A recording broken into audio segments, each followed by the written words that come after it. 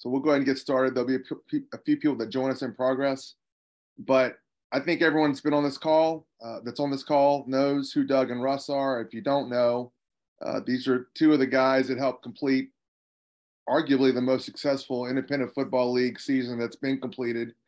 I didn't see any bugs or any issues there. I'm sure that they could tell us a few things behind the scenes. But I was really excited about how everything went. I thought everything was really well received across the country. I haven't heard any complaints from agents or players, so congratulations, guys, if I haven't already said so. Congratulations on a great year. I'm just going to let Doug and Russ talk. They're going to talk about the particulars. Again, I know y'all will have some questions. I'm going to have a few as well. But without further ado, Doug and Russ, I'll let whoever wants to take the wheel to take it. I'll lead. And just for you, Neil, I actually went and got a haircut because I knew I'd be here with you. But first of all, we do have to appreciate and recognize Neil Stratton and Inside the League for being a wonderful partner. And without you, a lot of our success wouldn't happen because you are our conduit to the agent community. And for all the agents that made it tonight, we want to thank you for joining tonight, being a part of the ITL community, and also helping us achieve some of our goals. And like Neil said, we think we built a solid foundation. We're not sitting on our laurels. We're ready to build on that foundation, and it's got to be with the help of you guys, which is our gateway to the players, which make our league successful. With that said, one of the things, and I have to give all credits to Russ Giglio about this, one of the things that he thought would be very important for us to have a rookie draft in mid-June. And one of the reasons he said is because you have guys that go to rookie minicamp or guys that do not get into rookie minicamp, and they may be in that funk. Well, what am I going to do? Is this over with? Am I ever going to play football again? So what we wanted to do is have our guys evaluate every rookie that was in the 2023 draft class that is not signed to a league and put them in a draft pool. Now, you may say, what do myself as an agent or my players have to do to get into that draft pool? Absolutely nothing. You just have to be 2023 draft eligible and not be signed to another league. So right now, we just got an email from our VP of football technology. They have cut up every player that is 2023 draft eligible and not drafted. So all our 8 teams, you don't have to send in any film. You don't have to do anything. This is all on us. But we do have access to, I think out of close to, I forget the number. I think they were searching for maybe 4 or 5 players that they didn't have film the last time we talked. The draft will be on June 16th. We haven't set an exact time, but it will be probably mid-afternoon to early evening. Once the rights for these players are drafted, we will have the team reach out to the player, and the player will obviously be alerted that his rights are owned by an XFL team. You may ask, what does that mean? That means that, like the NFL, we're going to expand our rosters to 90 in the offseason with rights. And because of us being obviously a spring league, we want to expand it to 90 to make sure, because we're going to lose players from attrition, be it retirement, be it the NFL, or be it them just saying, I don't want to play for another reason. I want to take a job somewhere else. So we're going to sign over 90. And then by the time we go to camp, we haven't set camp roster limits yet, but it will be similar to last year, around that anywhere from 66 to 70 range. But again, this is a way for your players, your clients, to know that they possibly could have a home and in the XFL without having to give up their ability to go to the NFL. Because even when we have these rights, And we will have an NFL out clause until the 16th week. What is that? December 26th. December 26th. So no matter what happens, rights or no rights, or even if you sign a contract, the players will have outs for the NFL till December 26th. Now, you may say, well, what if I have clients that aren't 2023 draft eligible? Those players will be in a tranche of players that will be available for our draft in the late fall. Those players will be guys that we identify at the showcases that are run by ANC. The top guys that perform at the ANC showcases will be invited to the XFL Combine in Arlington, July 25th through the 28th. Those guys we're going to run it just similar to an NFL Combine. It's going to be a 2-day event, but we'll have physical testing, football drills, and then time for our teams to really converse with them and talk to the players. Last time we couldn't do it because we were stocking rosters from 0 to 70. This year, we will not having to stock rosters to that many players. We think we'll need to add anywhere from 35 to 25 players. So this will be able to have us and our personnel people and our coaches be more targeted in their approach to their evaluation, and also be able to get to know the players more. And that's one of the reasons why we wanted to have that combine, so we can get some one-on-one interaction and have them get a better feel for the character of these players. We will also have another tranche of players that will be the guys that go to NFL training camps. Our DPPs will be scouring every training camp. The players that get cut from training camps that do not get signed to practice squads, we will have another draft of rights then as well. It'll be probably mid-September. We haven't set those dates. So we'll have 2 rights drafts, then we'll have another draft. And then once we finalize our contract, and we have to get legal to sign off and all this other stuff. And one of the reasons why we're doing rights drafts right now and not sending contracts out like we did last time is because we're dealing with the possibility of unionization of our players. So until we find out correctly if that's going to go through, if so, then we're going to have to hold off to see what that contract, but that's minutia that we don't need to get into right now. But I just wanted to give you a reason why we're doing rights drafts, not right now, instead of sending contracts. Other than that, anything I'm missing, RG? You can take the floor from here. No. And the part about the contract, and really, I think there's questions about guys, that finished the season. I see one in the chat. So pretty much the short answer is just our rosters are fluid, right? Like Doug mentioned, the players that finish the season have a mutual option with the team to sign back. The team wants the player back. The player wants to come back. We'll sign a contract. And that's for players who finish on active and reserve list as well. Reserve injured, I think, was one of the questions there, and they'd be under the same contract. And then even some of the players we drafted last year that didn't show up for the XFL, the team technically still has their rights. You may not see them on an online roster or something, but they would be on like a reserve, did not report list. We'll check back with those players too. And that's why, again, the team's rosters are at 90, so they have flexibility to add more players and not necessarily have to shed other players until they know, for sure if the guy wants to play or not. So there are, I guess, again, hopefully there are a lot of moving parts to our rosters right now. Our personnel departments for each team, there's one person in each personnel department.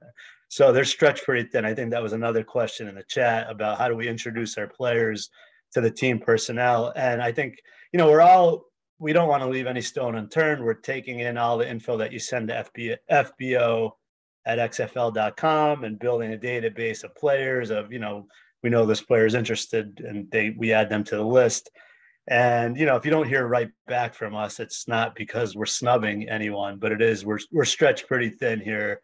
So we're trying to do as much as we can with, a staff of one per team, plus a few people at the league office sorting through all these players.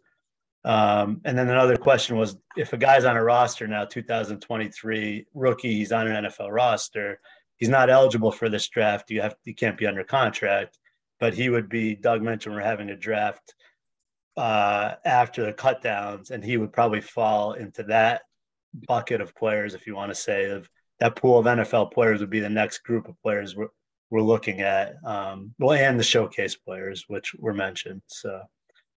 Hopefully that makes sense. There's a lot going on. We're trying to give thousands of players a fair shot, legitimately, of getting a look to play, because we found players last year that probably that the NFL didn't even look at and became pretty good players, and then a lot of the guys were NFL minicamp guys, and that's where we're starting right now is NFL minicamps. That's the logical place to start. Is they were invited in by the NFL. NFL scouts saw something in this rookie to bring them in. So that pool of players, is probably getting the most attention, but we're going to try to give a good look to a lot of other players throughout the summer. So. And I saw a question in the chat about guys, 2023 draft eligible players that are with the IFL. I talked to Todd Tyron today, the commissioner of the IFL. We're going to have another conversation probably later on early next week. And we will make an announcement about that as well. We do have a partnership with the IFL. And before, it was for guys that were out of college, that were in our league. They were free to go to the IFL if we released them, or we were able to pick any IFL players that are on rosters for the IFL team to come to the XFL. I didn't anticipate and I didn't think about the rookies. So we're going to sit down with them, and then we will make sure I get all that information to Neil to distribute to you guys if they will be eligible. But we're just working out the kinks just to make sure we don't do anything to interrupt the IFL season, because we want to be good partners, and we don't want to potentially draft a guy and him be on a team that's making a run for the playoff and him saying, I'm out. So those are just some of the nuances of that partnership that we haven't solidified or worked out yet. So to be determined on that, and we will make sure we get you that information well before the draft. Doug, maybe you said it and I wasn't paying attention. How many rounds is the draft going to be? We haven't said it. Okay. But it will be 10 rounds. It'll be 10 rounds. Yeah. So 80 picks. Yeah. Okay. And I think it needs to be said, just because this is rights. There will be no contracts. No one's making any money off of this. Well, to that point, I mean, the NFL draft is a rights draft too, right? I mean, all those guys end up signing, but you're drafting the rights to the player and then he signs. And it's going to be the same thing here. It's just a matter of when the contract or LOI to solidify commitment from both sides is going to be executed. And that'll probably be, in the coming months. And again, it's from both parties that the team wants the player. Obviously, they're drafting him. But like I said, they're sorting out a lot of other pieces of the roster. But I would think last year we sent out about 50 letters of intent to rookies. We didn't have a formalized draft for this tranche of players, the rookies, but we did send out about 50 letters of intent from the league of the guys we identified as the top guys. And that was it was binding, and they all were guaranteed a spot in training camp with that letter of intent. And a lot of them made rosters and were productive players, and a good amount of them that that was another reason this year we said, hey, let's have teams be connected to those players rather than just the league with these rookies getting letters of intent. And that's another reason we're doing this draft. So, okay. I'm not trying to pin you down, Russ, but just to get a better idea of the timeline, obviously there's no OTAs and what have you. They get drafted, let's say June 16th. Probably by August, they'll be tendered a contract. Is that fair to say? Yeah, I think that's fair. A couple months where, we have to finalize the contract and the budget, which we're close. And it may be a letter of intent and it may be a contract, but they'd be the same thing. A letter of intent would be a guarantee into training camp, a position on the team. Okay. And the contract may be to follow with the physical, but that'd be fair. A few months after the draft. Yeah. I would probably say for efficiency wise, it would probably be around the same time we draft cut guys from training camp and just throw those two tranches together and throw by that time. So we would say probably late August, early mid-September, most likely mid-September. We'll be saying after that, then we'll have those two rights drafts. Then we'll be in a position to send out the contracts then. Okay. All right. That makes good sense. Okay.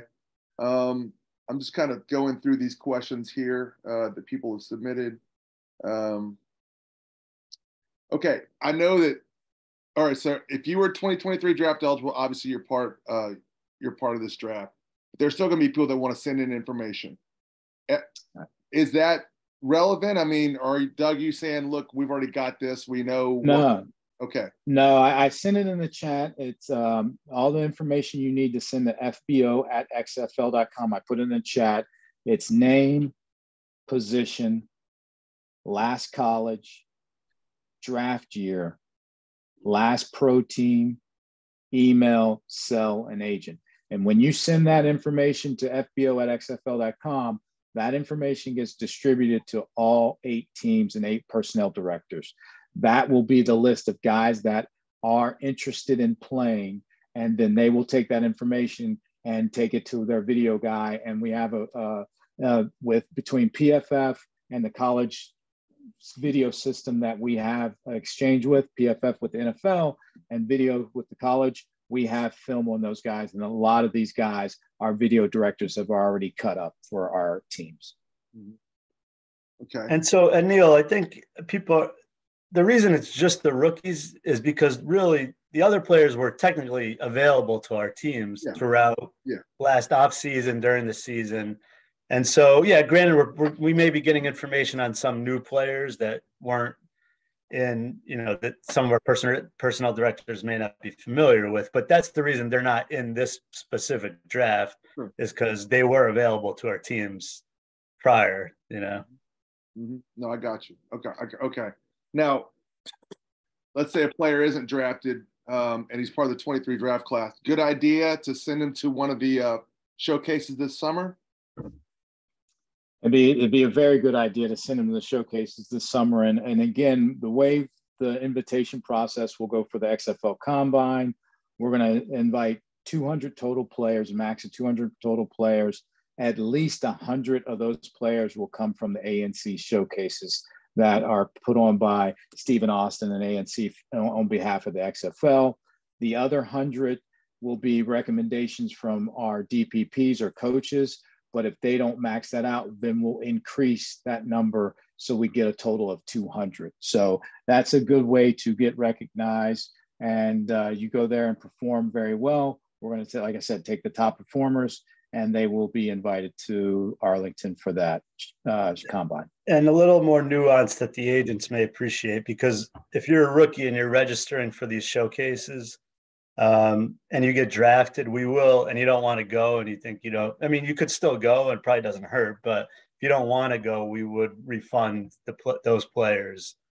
Or not we, the ANC who runs the showcases and handles all that piece of it, but they know. We would tell them this player's been drafted. He doesn't want to go anymore, and they'll refund that player. So, okay. Now this draft won't be position specific like the previous draft, correct? No. Okay. All our drafts from now on will be open, and we wanted to increase the competitiveness of our teams and our DPPs, but we also, with that first one, kind of wanted to put some guide rails and structure to make sure that the teams were being built with enough offensive linemen, defensive linemen, and building their roster equitably. Okay. Now let's talk a little bit about the showcases, Doug and Russ. I'm not sure I understand. Are some players going to be invited? And if they're invited, is the fee waived, or is it all just y'all come first X number that they can take comes in? How does that all work? No, I think there's about 4 or 5 that players would sign up to through ANC, and there is a fee for those. And we will reimburse the player if he makes a roster, which we did this past season as well. I think there were about 30 guys that went to showcases that made active rosters and got reimbursed their fee. But so they would sign up for that. And then in Arlington, after all those ANC showcases, there's, are we calling it the combine? Is that's called the combine? Yeah, XFL combine. Yeah. And that's invite only, that's free. And that's overnight as well, like, right? Where the player's there for correct. 2 nights. And that's going to be the top performers from the showcases, the ANC XFL showcases, plus some invitation only players that Doug mentioned that our personnel directors will have invitations for a small amount of players. But Neil, the regional ones will be no invitation. That will be paid by players. We won't be invited. But like I said, like he said, the rest is what Russ said. And when will that XFL Combine be, guys? July 25th through the 28th in Arlington, Texas at Choctaw Stadium. We're working on all the details now. The hotel will put them up in, and then the daily schedule.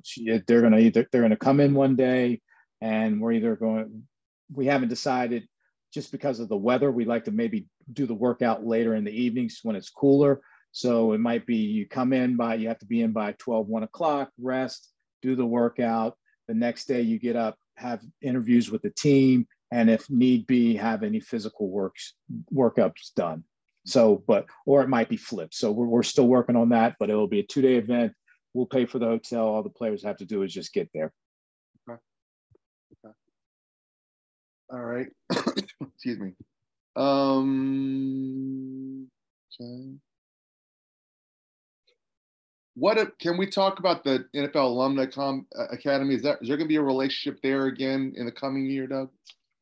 We don't even know. We haven't heard if they're going to do it again. So we're waiting to see what they said. And we haven't heard. If anybody else has talked to them or heard, let us know. But they haven't reached out to us. So we were assuming that they weren't going to be in function this year. Okay. That's fine. Okay. Fair enough. All right.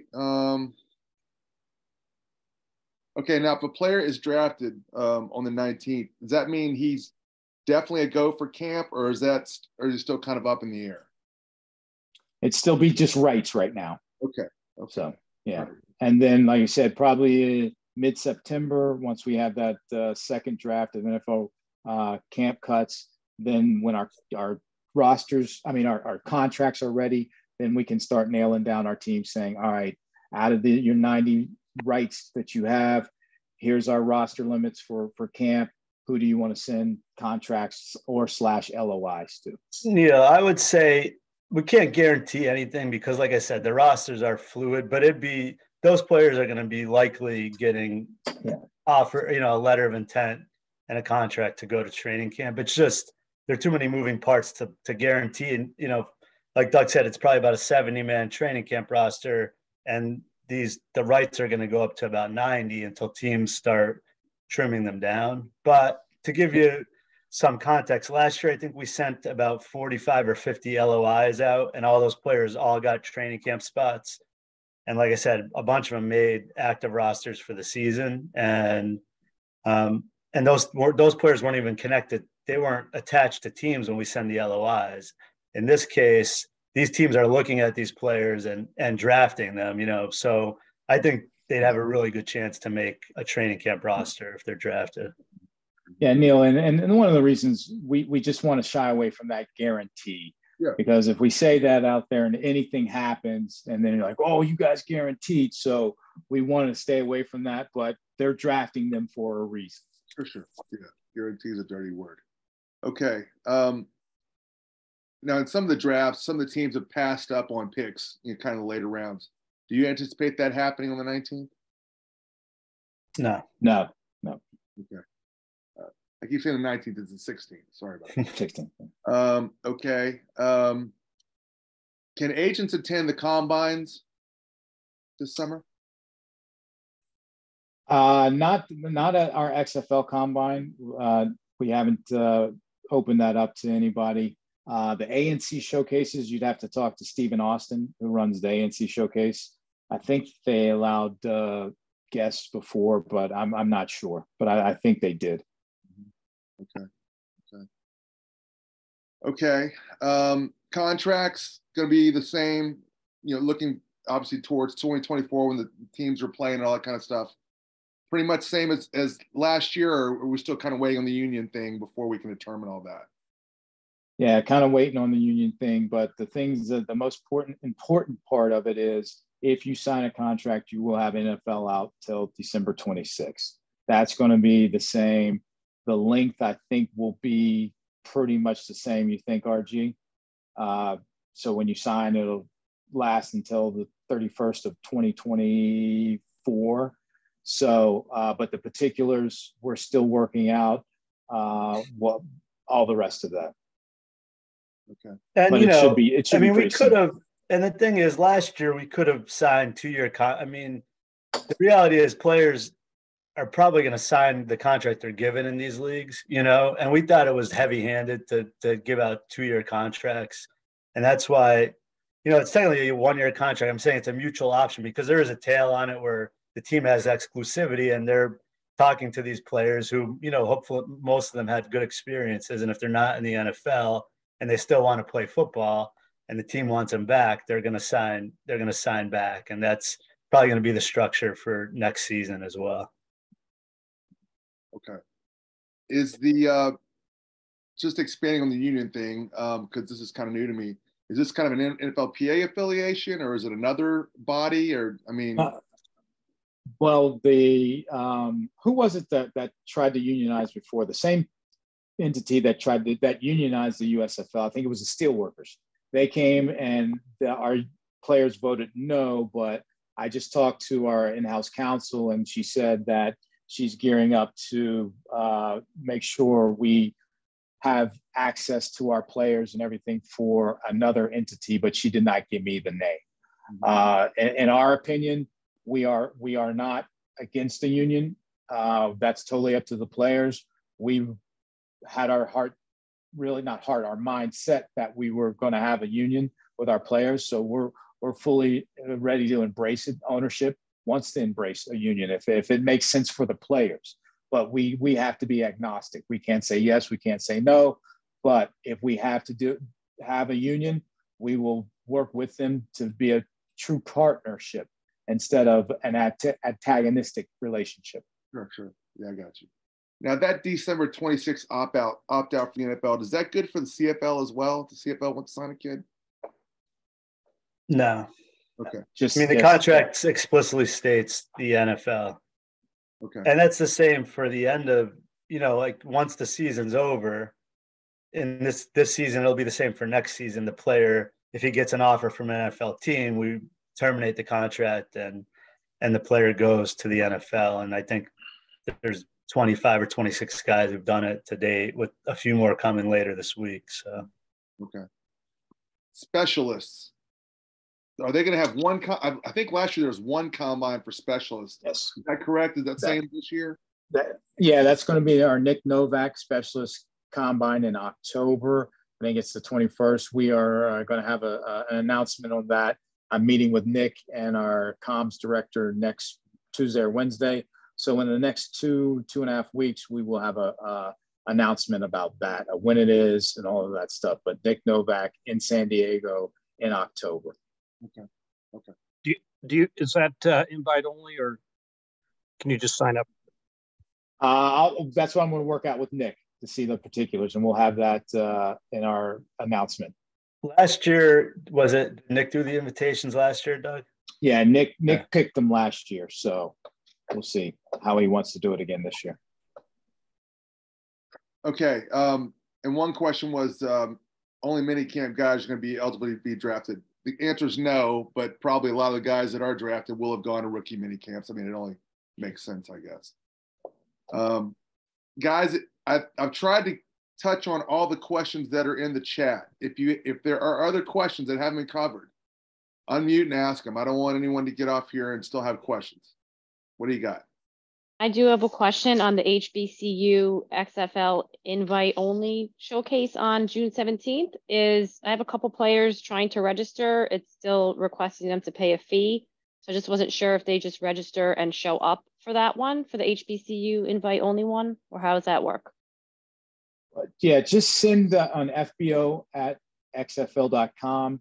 Send me those names and just say, send that names and just say, hey, I was on Neil Stratton ITL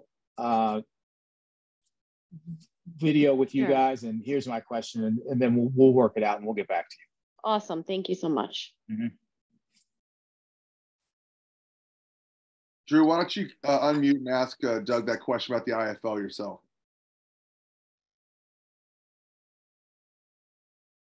Drew Jacobs. Well, it's probably asking if he's asking about rookie guys that. Sorry about that. Yeah, go ahead.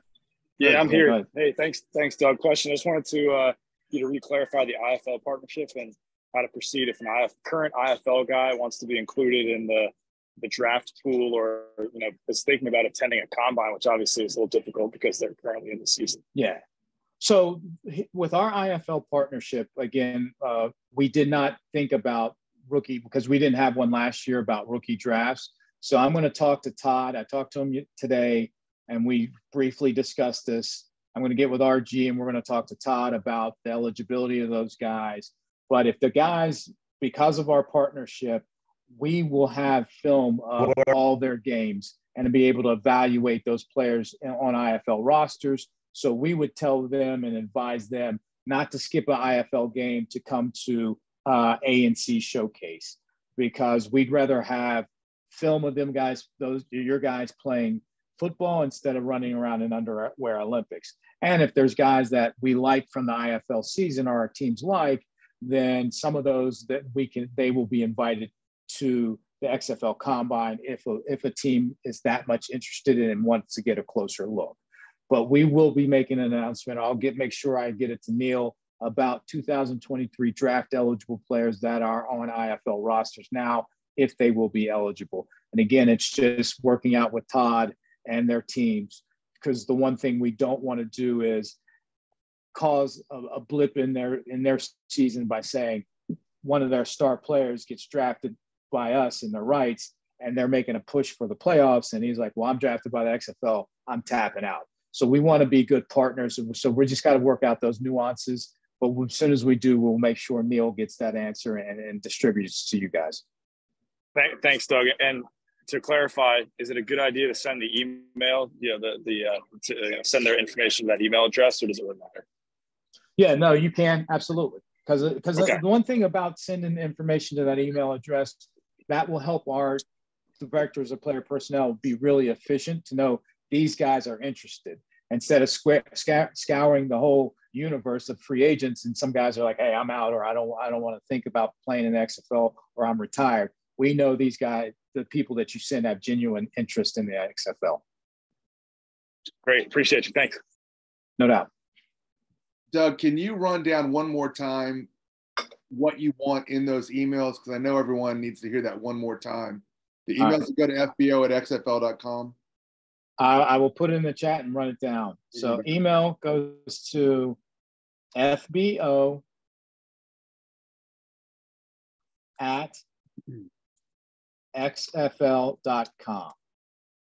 You send the name, position,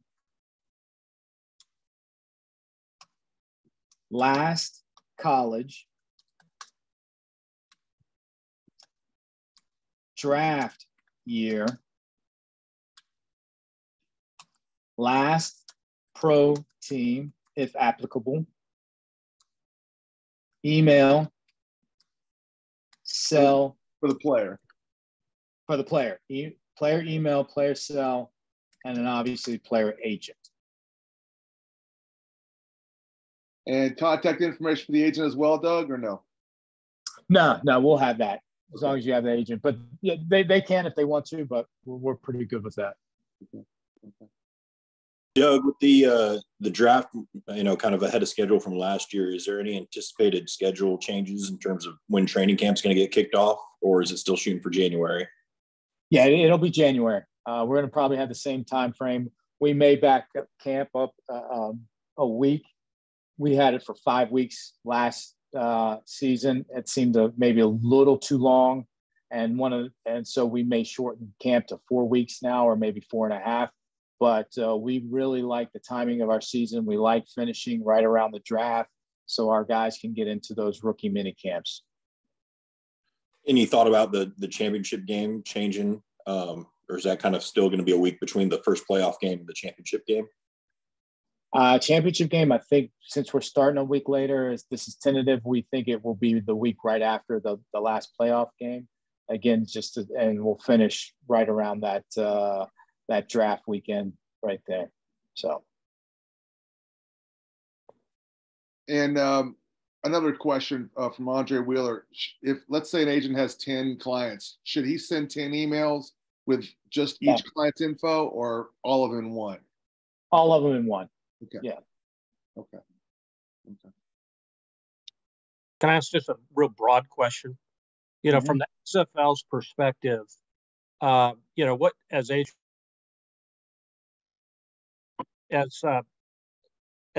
what are the things that we could be doing on behalf of our clients, just to get the highest and best use? Provide that. I would say from our standpoint is sending that information so we know of legitimate interest on your client's part. We will have film and then it's up to you guys, but I think another way to get identified and noticed is those ANC showcases.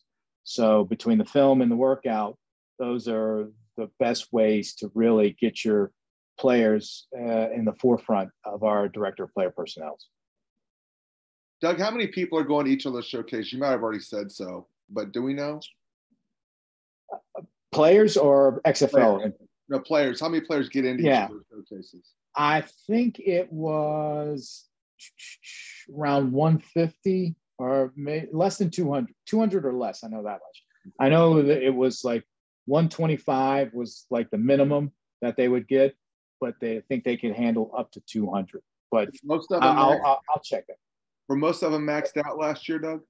We had a waiting list. I think we had like 1,800 players on the waiting list. So the demand is out there for sure to go to these things. And we did. Like I said, I think we signed about 100 players that went to showcases last year, and then about 30 of them made active rosters. So you get a legitimate look by working out in front of the staff, And that was one of the things. We had so many on the waiting list that we decided to add an additional one in October in San Diego. So if that's the case, we may look into that as well. So, but that ANC, those showcases are really relevant and helps our guys. Okay. All right, a couple last questions. I think they do, Alex. The question is, do y'all have access to pro day numbers for the 2023 draft guys? I presume. Yes. The APP coalition document, I'm sure. If you have specialists, should they go to showcase or wait for the specialist combine? I presume I think there's only one showcase for kickers and punters, right? Yes. Yeah. Wait for the specialist combine. Yeah. And they'll work out. A long snapper could work out at the regular. If you're a long snapper, I think it asks you for the other showcases, and those guys could snap before the rest of the workout. But if kickers, punters, right, Doug, would just beat the Novak. Yeah. Now I'll say this too: if you don't get invited to the Novak, all the other ones like John Carney, we do get the numbers from them, and we do have a relationship with them. But Nick Novak's the official partner at XFL for our specialists. But like I said, we will, as scouts, that's our job. We want to find out about every player. So if you don't get into Nick Novak as a specialist and you go to someone else's, we'll be able to get those numbers, you can send those numbers. Didn't we send one of our DPPs to Carney's, and he wrote up all the players for everyone else to have access to. And we will send in one, but again, they're not official specialists. That's just Nick Novak, but we will have someone at John Carney, and we'll get numbers from Zendejas and the others. Doug, this is probably a million miles ahead of where we need to be, but do you anticipate, if there is unionization, you anticipate an XFL agent certification process as well? Like, you have to have a certain certification. I don't foresee that. Not right off the bat. Let's say I hope we get to the point as a league that we can institute that policy. But right off in the horizon with one coming next year. If it does, no. Okay. Well, you guys probably in the USFL with the Steelworkers Union, do the agents have to be certified with the union or? Right I don't now, know the answer. The only certifying body is the NFL right now. Yeah. For any one of these leagues. So now, if the And the NFLPA CFL. unionizes our guys, and then that might be the case because of the NFLPA. But if it's another entity, we would probably say no. Yeah. Is there any benefit? Let's say a kid goes to one of these ANC combines, doesn't perform the way he wants to. Is there a benefit in going to more than one? There would be if he feels that he did not perform at his highest level, and we did not contact you after that first one to say, hey, we liked you, you're one of the top performers, you're invited to the XFL Combine, then yes. Mm-hmm. Okay. There's a question about a player that's on a CFL deal. I think we've covered that. I don't think you're eligible if you're on a CFL deal, correct? Correct. Okay. Dwayne, did I get that question right? If you want to unmute and if there's more detail to that, then feel free. Yeah, I'm sure he's not eligible to get drafted, but he's in a 1+1, so that that weak option at the end of the season. Is there a way to get him considered for playing back stateside, even though he can't get drafted? For one, if this player, like we had a few guys we signed from that were CFL players, and then when their contract expired, I want to say it was mid-February, we signed them after that. Now, with that option, does it expire mid-February or is it sooner? If he doesn't sign the second-year option. Dwayne? I believe it's sooner. Yeah, I mean, you would, that'd be an example of sending us the player's info, especially if he's, already playing in a pro league. With the explanation, or if you have relationships with DPPs, call them, because they were, we respect other leagues' contracts, but when the CFL guys, a couple of their agents probably called our people and said, he's not signing back.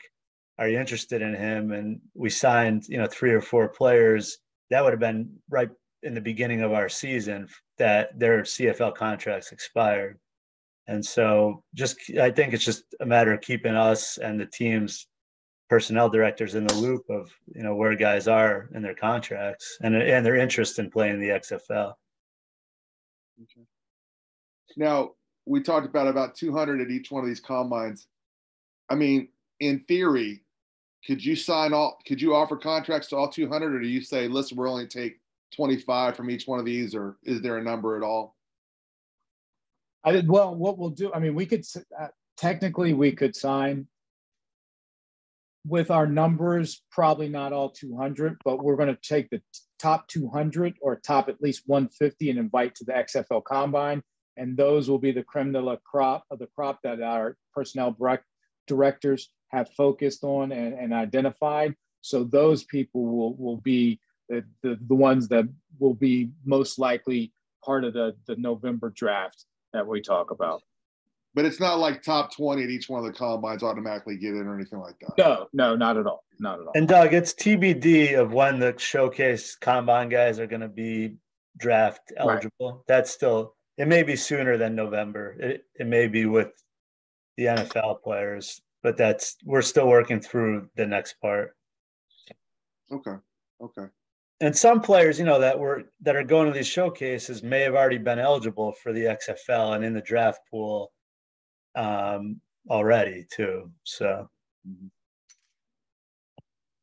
okay, our 15-minute Zoom has turned into a 47-minute Zoom. If anyone has any questions, speak now or forever hold your peace. I think Kari, it's Kari writes out, an agent is asking, is it better to attend one of the earlier combines versus one of the later ones? I mean, does it matter? Only thing that matters is what he puts out there on the combine. Yeah. And as far as asking about reaching out to the individual DPPs, I think you have said that if he goes to the FBO at XFL email address, then it all gets distributed to all 8 teams, right? Correct. Now, if you have a personal relationship with a DPP in the league, absolutely do it. But if you want mass coverage and mass exposure, FBO at XFL.com is the way to go. Yeah. Okay. Real quick, is that even post draft? Like I'm thinking, Yes. like, okay. Yes. At any point, that's the best way to get the exposure to all 8 teams and 8 DPPs. All right. Well, Doug and Russ have said this is cool to put on YouTube. Still cool, guys. I don't think we covered anything controversial. Absolutely. I'm going to try to put this on there tonight or tomorrow morning, first thing, worst case scenario. So if anyone wants to review this or whatever, you can.